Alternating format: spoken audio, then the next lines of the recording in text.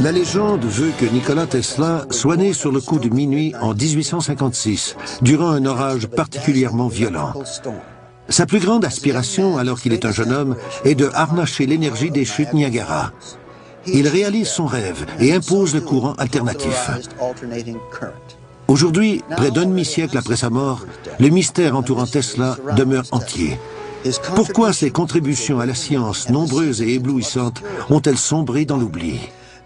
Philanthrope, doté d'un grand amour pour son pays d'adoption, Nikola Tesla est bien sûr surtout un génie à l'imagination débridée, qui correspond à l'idée que l'on se fait du scientifique un peu fou, dont le plus grand crime aura été d'être trop en avance sur son temps. Fils d'un pasteur très strict et d'une mère brillante et inventive, Tesla, un Serbe, grandit dans un petit village de Croatie. Doté d'une mémoire photographique exceptionnelle dès l'âge de 18 ans, il maîtrise 6 langues et commence à être reconnu comme un inventeur de haut calibre. Il possède un talent incroyable, celui de visualiser ses inventions. Il peut voir chaque élément d'une invention, les assembler, en vérifier le fonctionnement, y apporter des correctifs, et tout ce processus se déroule dans sa tête, même pendant qu'il dort. Depuis sa tendre enfance, Tesla était capable de visualiser des objets de façon si intense qu'il ne pouvait pas faire la différence entre un objet réel et le fruit de son imagination. En 1884, Nikola Tesla émigre aux États-Unis. Sans le sou, il se présente à Thomas Edison qui l'embauche immédiatement. Okay, Tesla, consider yourself introduced. Lorsque Tesla décrit à Edison son projet sur le courant alternatif et son système de moteur à courant polyphasé, beaucoup plus efficace que le système à courant continu d'Edison, ce dernier commence à voir en Tesla un dangereux compétiteur. Même si le système était meilleur que le sien, Edison ne supportait pas d'être déclassé. Les gens très compétitifs sont ainsi faits. Ils vont chercher à se détruire. Un prix est offert à quiconque réussit à harnacher et à transmettre l'énergie hydraulique de Niagara Falls à Buffalo, dans l'État de New York. Edison s'emploie à discréditer Tesla et son courant alternatif. Alternating current is a danger to human life. Start the generator.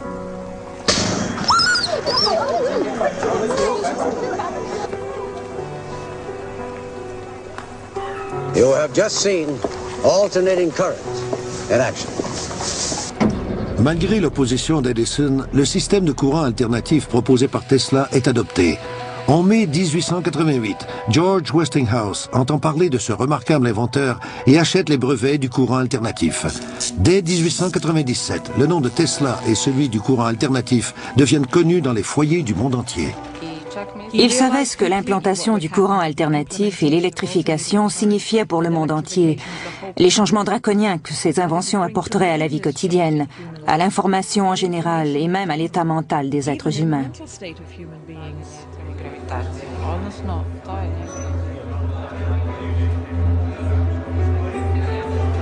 Malgré sa nouvelle notoriété, Tesla reste toujours avant tout un inventeur et un visionnaire de génie.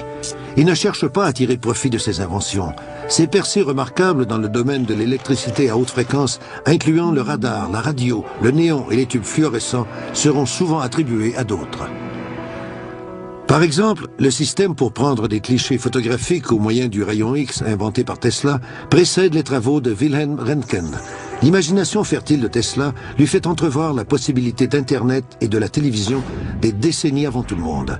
Malgré ces sauts dans le futur qui se sont avérés vrais, la tendance de Tesla à l'exagération et sa façon de présenter ses idées à la presse le desserviront et lui vaudront beaucoup de critiques.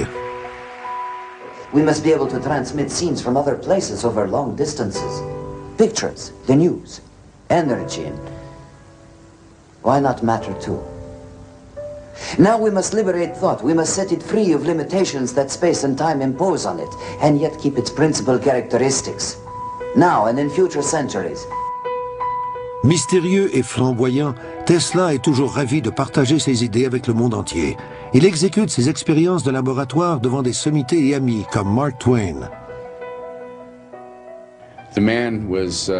Cet homme était capable de frayer avec les personnalités les plus en vue du monde. À l'époque, il fréquentait Mark Twain, Westinghouse, J.P. Morgan, et grâce à ses relations, il était en mesure de financer les expériences les plus spectaculaires de l'histoire. Pour épater la galerie, Tesla s'assoit dans son laboratoire au milieu d'éclairs électriques qui virevoltent autour de lui. Sans l'aide d'aucun fil conducteur, ces étincelles flottantes alimentent un tube que Tesla tient dans ses mains. Tesla a été le premier à démontrer comment l'énergie se transmettait à travers l'air et pouvait allumer une ampoule ou un tube électrique. Les tubes fluorescents qu'il utilisait s'allumaient à différentes fréquences, donc, lorsqu'une certaine fréquence était utilisée, elle produisait de l'électricité dans un certain groupe de tubes et une autre fréquence allumait d'autres tubes. En 1898, alors que Tesla peaufine son brevet sur la transmission de la radio sans fil, son laboratoire brûle mystérieusement. L'incendie réduit en cendres le labeur de milliers d'heures de travail, ramenant l'inventeur des années en arrière et lui coûtant personnellement plus d'1 million de dollars. Tesla est horrifié par l'étendue des dommages, mais comme il est un homme qui ne s'avoue pas facilement vaincu, il reprend ses recherches à zéro, secondé dans cette tâche par ses remarquables habiletés mentales. En 1899, Tesla emménage à Colorado Springs et poursuit ses expériences sur les ondes terrestres et atmosphériques. Trouver de nouvelles formes d'énergie gratuites à la surface du sol comme dans les airs demeure sa grande passion.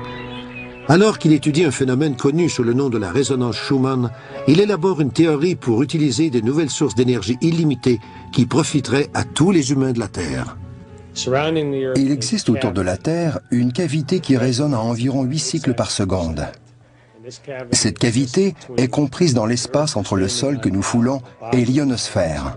Cette bande, qui fait environ 60 km, est une caisse de résonance tridimensionnelle dans laquelle on peut transmettre de l'énergie électromagnétique de 8 Hz sans presque aucune atténuation.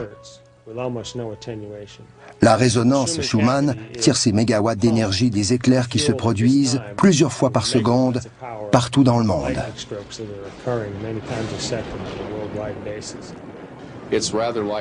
C'est à peu près comme un enfant qui tiendrait un ballon retenu par une corde. Tesla était si créatif qu'il projetait d'utiliser son émetteur d'énergie pour frapper le ballon d'électricité avec une pulsation électrique qui répartirait cette énergie dans l'ionosphère. Et au moment précis où l'énergie arriverait de l'autre côté de la Terre, Tesla aurait envoyé une autre pulsation électrique, et ainsi de suite, jusqu'à ce que l'énergie accumulée devienne si importante qu'elle puisse être captée par une antenne appropriée.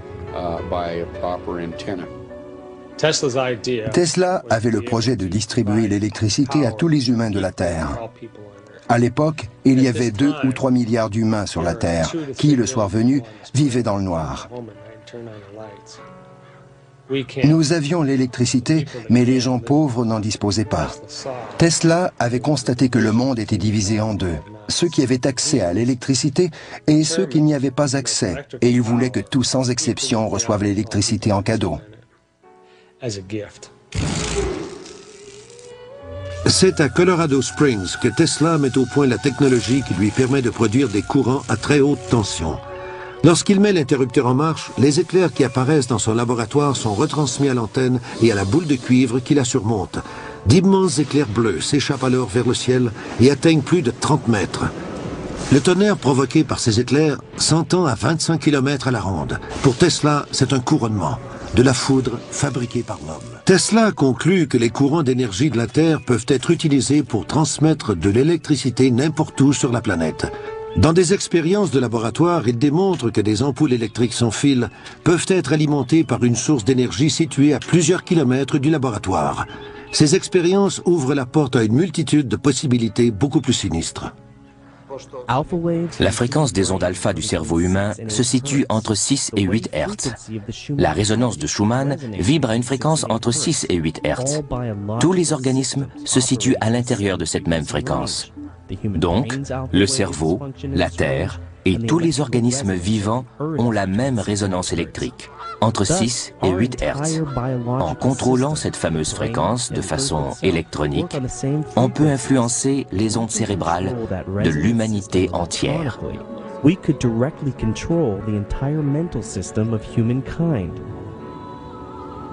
Conscient des conséquences terribles que sa découverte pouvait avoir, Tesla décide de la mettre en veilleuse. Suite à ces expériences qui s'avèrent plus que concluantes, Tesla décide de quitter Colorado Springs et de revenir à New York. À la recherche de financement, il fraye alors dans le monde de la haute finance, où il fait la connaissance du richissime banquier JP Morgan. Ce dernier se laisse vite convaincre par Tesla, qu'il connaît de réputation, d'investir dans un système de diffusion à l'échelle mondiale qui rapportera des millions. L'homme d'affaires décide d'investir 150 000 $. Même s'il doit concéder 51% de sa propriété intellectuelle sur l'invention de la radio à JP Morgan, en 1900, Tesla entreprend la construction de la légendaire tour de Wardenclyffe.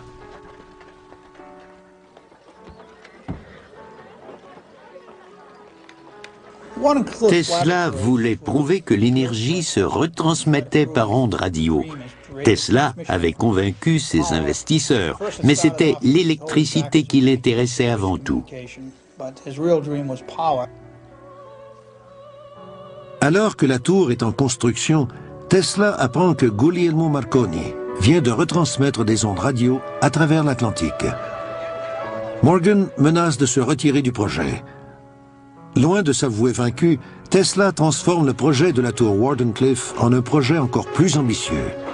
Il convainc Morgan qu'il peut ériger un système de tours qui lui permettra de capter l'énergie de l'ionosphère.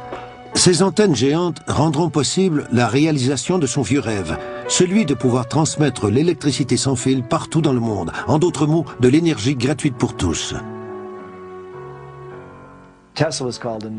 Tesla a été traité de fou parce qu'il disait pouvoir générer de l'électricité sans carburant, sans énergie solaire et sans énergie éolienne. Et il le pouvait. C'était bien sûr quelque chose que les compagnies pétrolières voulaient empêcher à tout prix. Tesla était aussi capable de transmettre de l'énergie électrique sans fil à travers l'atmosphère. Morgan a mis fin au projet lorsque les conséquences commerciales sont apparues. Ne voyant aucun profit à retirer des installations de Tesla et convaincu que Marconi monopoliserait la radio, Morgan se retire. Ironiquement, 40 ans plus tard, la Cour suprême des États-Unis déclare que Marconi s'est servi des brevets déjà détenus par Tesla pour mettre au point sa technologie de la radio. Tesla est reconnu pour être l'inventeur de la transmission sans fil. Certains croient que le fiasco de Wardenclyffe n'est pas qu'une affaire d'argent. Ils soutiennent que Tesla lui-même aurait sabordé son projet de peur qu'il ne tombe entre les mains de gens peu scrupuleux, causant ainsi plus de mal que de bien aux hommes et à la planète. Même si à la fin Morgan a coupé les fonds pour le projet de la tour Wardenclyffe, je pense que ce projet n'a pas été stoppé par manque d'argent. Tesla y a mis fin parce que ses idées pouvaient servir à des fins militaires. C'est probablement la décision la plus sage qu'un scientifique peut prendre. Pour la première fois, Tesla reconnaît dans un article publié dans le New York Times que Wardenclyffe pouvait être utilisé pour abattre des avions. Il a fait marche arrière avant qu'une catastrophe dont il aurait été responsable se produise. Parce qu'en étant capable de soutirer et de diriger l'énergie de l'ionosphère, quelques 2 milliards de volts, il était en mesure de détruire une ville, une arme encore plus dévastatrice que la bombe atomique. Tesla a-t-il découvert l'arme de destruction ultime? La réponse à cette question n'est toujours pas claire. En 1915, une rumeur veut que Nikola Tesla et Thomas Edison reçoivent conjointement le prix Nobel, mais la rumeur s'avère fausse. 2 ans plus tard, Tesla reçoit la médaille Edison décernée par l'Institut américain des ingénieurs électriques. Toute la crédibilité que cette récompense aurait pu lui apporter est vite détruite par la propension de Tesla à se vanter que Wardenclyffe peut être utilisé pour modifier les conditions atmosphériques. Pendant la guerre, ils ont démoli la tour parce que les militaires croyaient qu'elle servait à espionner. 2 ou 3 charges de dynamite ont été nécessaires pour la faire tomber. Elle était si bien construite qu'ils ont eu du mal à la démolir.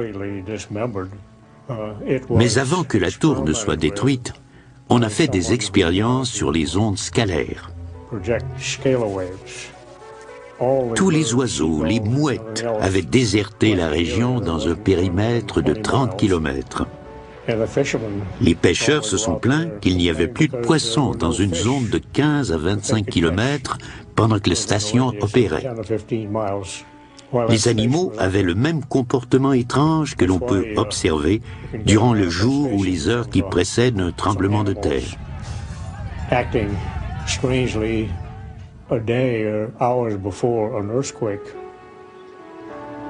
La tour, si chère à son cœur, désormais détruite, Tesla se retire dans son laboratoire et se livre à des expérimentations autrement plus complexes et dangereuses. Le 11 juillet 1934, le New York Times rapporte que Nikola Tesla a mis au point un rayon de la mort, une arme, un faisceau de particules qui peut détruire 10 000 avions à une distance de 400 km. Tesla soutient qu'une usine de production peut être construite en 3 mois au coût de 2 millions de dollars. Mis à part ses capacités offensives certaines, Tesla croit que s'il peut construire 12 de ces tours, cette arme aura un pouvoir de dissuasion suffisant pour mettre un terme à toutes les guerres. Le fameux rayon de la mort de Tesla n'a pas été pris au sérieux par la communauté scientifique, en grande partie parce qu'on ne comprenait pas son fonctionnement.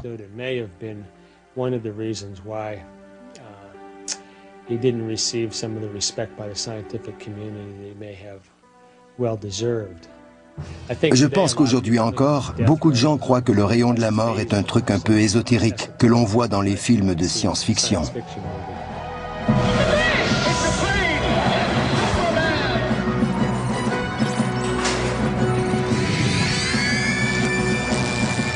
Le rayon de la mort terrifie le public, mais fascine Hollywood. Tesla est caricaturé dans les dessins animés de Superman comme le prototype du savant fou qui terrorise la ville de New York avec son rayon de la mort et une armée de robots contrôlés à distance. Le rayon de la mort inventé par Tesla dans les années 30 était une arme qui projetait un faisceau de particules. Basé sur le principe de l'accélération électrostatique des particules chargées, ces expériences sont similaires à celles pratiquées aujourd'hui par le département de la Défense. C'est une particule, un microprojectile qui, lorsque soumis à une haute tension, atteint une très grande vélocité. Comme la vélocité est très élevée, la particule n'a pas besoin d'être très grosse pour être une arme très dangereuse. Si on regroupe ces particules en faisceaux, on obtient une arme très puissante qui peut frapper un missile dans l'espace, par exemple. Avec seulement 12 de ces installations situées à des endroits stratégiques sur le territoire américain, Tesla clame que sa téléforce est une défense extrêmement efficace contre tout attaquant. À la veille de la Deuxième Guerre mondiale, le gouvernement américain s'intéresse activement au rayon de la mort de Nikola Tesla. Parce qu'il était un patriote, Tesla a offert ce système au gouvernement américain. Le gouvernement des États-Unis a commencé à développer cette arme à faisceau de particules dans les années 40.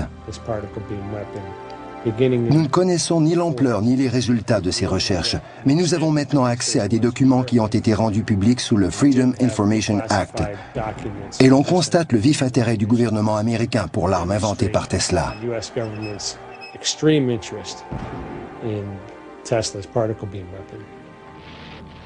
Le New York Times déclare que le rayon de la mort, en projetant des rayons de particules à travers l'espace, peut causer la mort de millions de soldats, et que c'est à ce jour incontestablement la plus grande invention de Tesla. Mais Tesla fait volte-face et décide de rendre impossible l'exploitation de son invention par un seul gouvernement. Il morcelle ses plans et les distribue comme les morceaux d'un casse-tête à assembler. Il les donne aux gouvernements anglais, canadiens, américains et russes. Ils devaient se consulter et se mettre d'accord avant d'avoir une vue d'ensemble sur l'invention. Il s'était rendu compte que les gens n'étaient pas assez matures pour avoir cette information. C'est la raison pour laquelle Tesla avait forcé ses gouvernements à dépendre les uns des autres. Il existe des preuves que Tesla avait donné une partie des plans aux Russes qui étaient à l'époque nos alliés. Dans les années 70, la revue Aviation Week publie un article sur l'arme à particules des Soviétiques. Le rayon à particules de Tesla n'a été rendu public que 10 ans plus tard grâce à Andrea Plutarch. Les plans des Soviétiques étaient identiques. Le général George Kagan, chef du service de renseignement de l'armée d'air américaine, nous décrit le modèle soviétique. Le petit tube magnétique projette des rayons de protons, et chacun à 100 milliards de volts, à un niveau énergétique de 10 exposant 10 joules. C'est une quantité d'énergie telle que personne jusqu'ici aux États-Unis n'a jamais pu l'égaler. Il suffit de déployer ce rayon, cibler un objet et tirer.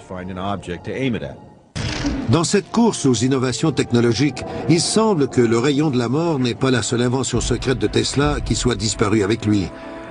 Le 4 juillet 1976, lors des célébrations du bicentenaire des États-Unis, un étrange signal radio est capté.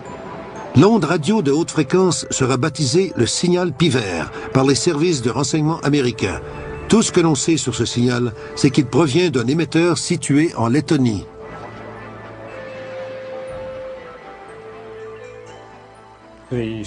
Les Soviétiques ont mené des expériences en vue de créer une aurore artificielle.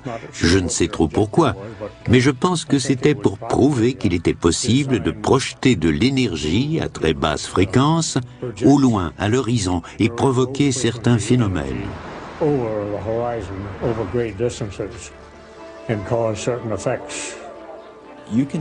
On peut reproduire l'effet qu'aurait une substance chimique sur un organisme vivant en utilisant des fréquences électromagnétiques extrêmement basses. Personnellement, je crois que ces expériences visaient à développer une nouvelle façon de communiquer avec leurs sous-marins. Le 13 juillet 1977, à 21h19 précises, le signal Piver cesse brusquement. Une étrange couronne se forme alors autour de la centrale électrique Edison qui dessert la ville de New York. La ville entière est soudainement plongée dans le noir, créant une situation de chaos et de confusion. Les effets de la panne de New York s'apparentent à ceux de Colorado Springs durant l'expérience de Tesla où des générateurs électriques surchargés avaient sauté. Lorsque la panne a commencé, les New-Yorkais se sont mis à se comporter de façon étrange. New York est devenu un endroit très dangereux. Un vrai casse-tête pour les policiers. Le secret de Tesla était-il que l'électricité pouvait affecter l'état mental de l'être humain? Si oui, ce secret était-il tombé entre de mauvaises mains? Qui est responsable du fameux projet HARP, inspiré par les découvertes de Tesla? Certains experts pensent que ce projet a été créé par le gouvernement américain et qu'il est le premier jalon d'une nouvelle ère dans la technologie militaire.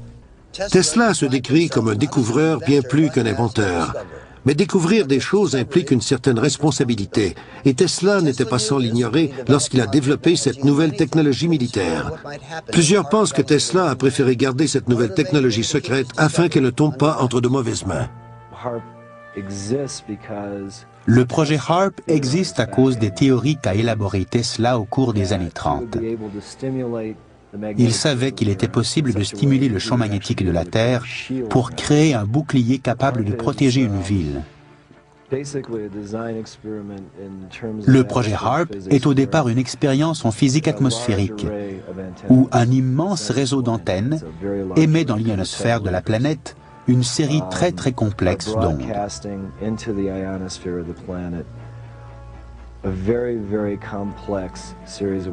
Et ces ondes sont spécifiquement conçues pour se conjuguer avec l'ionosphère, qui est une cavité de résonance.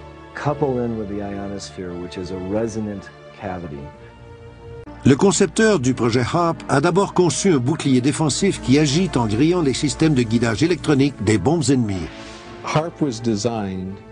HARP a été conçu pour de multiples usages. Au départ, ce n'était pas une arme. Si vous lisez les brevets, vous verrez que je pensais d'abord à une utilisation défensive.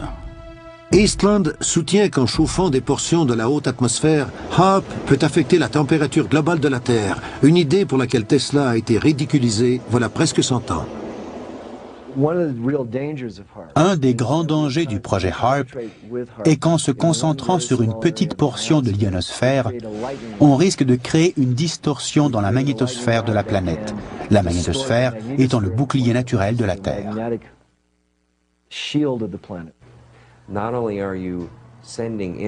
Non seulement envoie-t-on de l'énergie dans l'ionosphère, mais on crée surtout un couloir par lequel l'énergie entière de l'ionosphère pourra revenir à un endroit précis sur la Terre. Cette énergie frapperait le sol comme la foudre, mais de façon 100 fois plus puissante que les éclairs que nous connaissons.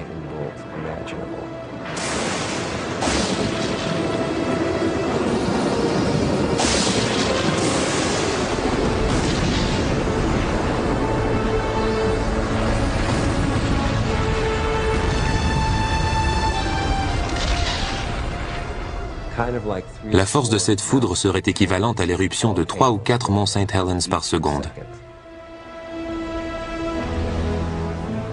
La vraie puissance de HAARP n'est pas encore connue et il n'existe aucune agence de contrôle civil. La possibilité que le projet HAARP soit capable de créer d'immenses perturbations à l'échelle planétaire, incluant la modification des conditions climatiques, un réchauffement global de la planète et même le ralentissement de l'orbite de la Terre, nous aide à comprendre pourquoi Tesla a détruit les plans de son invention. Il a cessé de travailler à son projet de bouclier défensif en 1905 parce qu'il avait compris que son système des 5 tours érigés autour de la Terre pouvait causer la destruction de l'espèce humaine. Nikola Tesla était un homme de génie. Certaines de ses découvertes lui vaudront une réputation de savant fou. D'autres le hisseront au panthéon de la science et d'autres encore changeront notre façon de vivre sur notre planète. Rappelez-vous la prochaine fois que vous ouvrirez votre téléviseur ou votre radio que c'est grâce aux découvertes de cet homme. Vous pourriez aussi tenter de vous imaginer un monde où l'énergie serait accessible à tous, sans restriction, un monde sans fil. Et c'est ce monde qui nous a échappé lorsque nous avons perdu Nikola Tesla et ses éclairs de génie.